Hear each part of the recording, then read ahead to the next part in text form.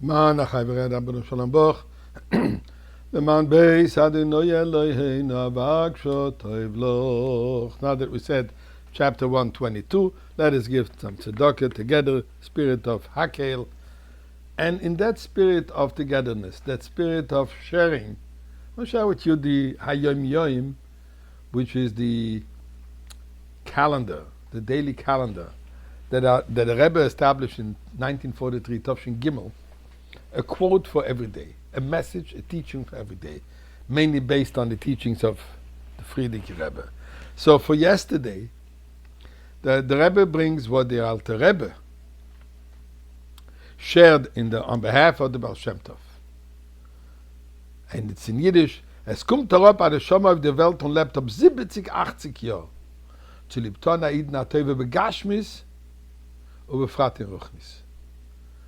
Which means a soul can descend into this world and live in this world for 70 or 80 years, just in order to do a favor for a fellow Jew, either in material matters or how much more so in spiritual matters.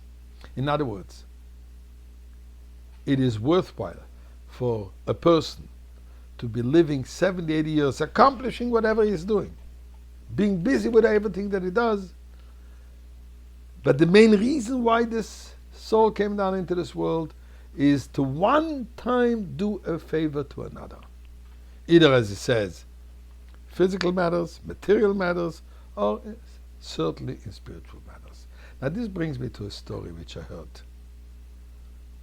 This individual, not familiar at all with Chabad, not familiar at all with what Rebbe is, but he was told by a friend of his that the solution for his major problem that he had, which I'm not aware of what it was, but apparently it was a very, very serious issue, that the only one who can help him is the Rebbe. Him not knowing what Rebbe is, how you go about it, all he had was an address, go to 770 Eastern Parkway, there you'll find help. He came to 770 Eastern Parkway, found out there's a secretary's office.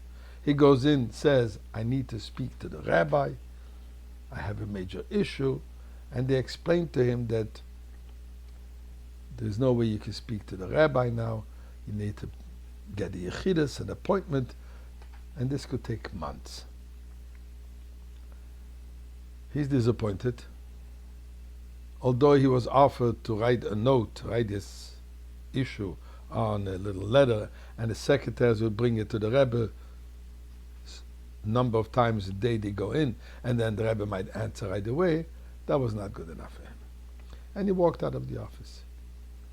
A young Bacher meets him outside. And he sees a person in distress, he goes over, what's the matter? And he tells him, I need to see the Rebbe for a extremely important matter, and I'm told it's going to take months.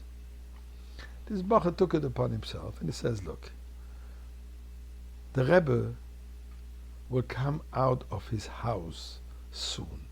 I guess it must have been from in the afternoon coming home from when the Rebbe goes home to eat supper. Why aren't you standing in the side by the steps from the Rebbe's home, and maybe the Rebbe will give you the opportunity to speak to him. So he did. He went to President Street. He stood outside. The Rebbe came out. The Rebbe looks at him. Can I help you? And he tells the Rebbe his issue. And the Rebbe spent with him about 10 minutes and apparently solved this problem. Then the Rebbe went into the car and went to some 70. As soon as the Rebbe left, some Bochim who were there in the bushes jumped out at him and says, how dare you do this? How dare you stop the Rebbe?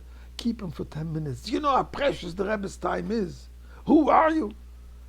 This man was devastated. He didn't realize he was doing anything wrong. What should I do now? You better apologize to the Rebbe. He went to 770, and now he knows already to write a note. He wrote a note to the Rebbe apologizing, profusely apologizing for what he did. And he wrote that he didn't know. Some Bachim brought it to his attention. He did not mean to be disrespectful, God forbid. In no time the Rebbe answered. And the Rebbe answered, first of all, what are the Bachim doing there?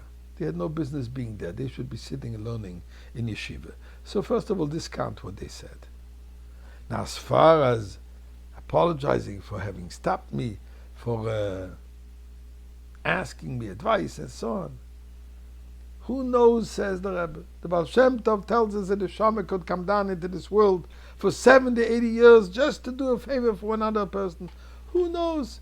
Maybe that's the whole purpose of my neshama, why my neshama came down into this world, is to help you. So don't be worried about it at all.